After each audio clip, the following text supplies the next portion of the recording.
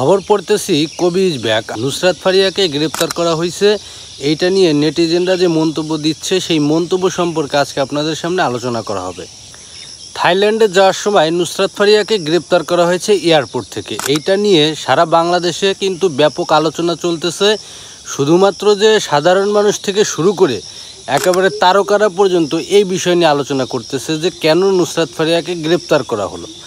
যারা বড় বড় রাঘব বোয়াল তাদেরকে ছেড়ে দেওয়া হয়েছে এবং সেখানে নুসরাত ফারিয়ার মতো চুনোপুঁটিকে ধরে সরকার বিভিন্ন ধরনের শাস্তির আওতায় এনে প্রমাণ করতে চাচ্ছে যে এই সরকার ফ্যাসিস্ট শেখ হাসিনার বিচার করতেছে। আবার অনেকে বলতেছে যে শেখ হাসিনাকে ধরতে না পেরে শেখ হাসিনার মতো নুসরাত ফারিয়াকে ধরেছে, যেখানে নুসরাত ফারিয়া একজন ছিদ্রনায়িকা মাত্র, একজন অভিনেত্রী মাত্র।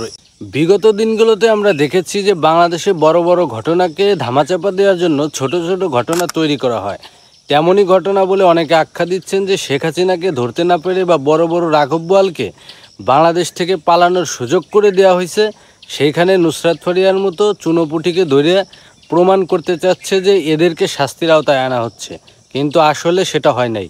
626 জনের যে একটা লিস্ট ছিল সেই লিস্ট কোথায়, এরম একটা মন্তব্য করেছে হাসনাত আবদুল্লাহ।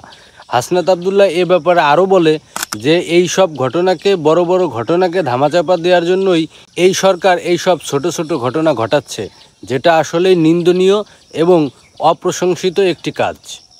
ইউটিউবে আজকে আমার প্রথম ভিডিও এবং প্রথম আমি নিউজ পাঠ করেছি। আমি সামনে এটা অবশ্য আউটডোরে করছি, তো আমি কিন্তু আমার স্টুডিও তৈরি করেছি। সেই স্টুডিও থেকে আপনাদের মাঝে খবর পাঠ করব। আমার সাথে থাকবেন, আমাকে সাপোর্ট করবেন। ধন্যবাদ সবাইকে।